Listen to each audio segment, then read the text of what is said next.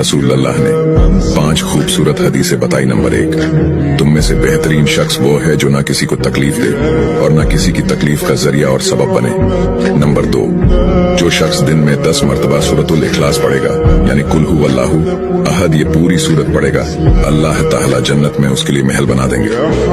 Number 3, जो शख्स हर फर्ज नमाज के बाद 1 मरतबा आयतुल कुर्सी पढ़ने का मामूल बनाएगा तो उसके और जन्नत के दरमियान सिर्फ मौत का फासला होगा, यानी वो शख्स मरते ही सीधा जन्नत में जाएगा।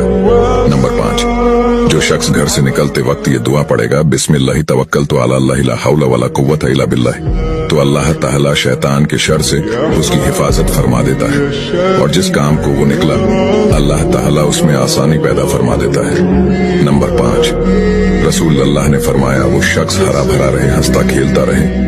जो शख्स मेरी हदीस सुने उसको महफूज रखे और उसको दूसरों तक पहुंचाए।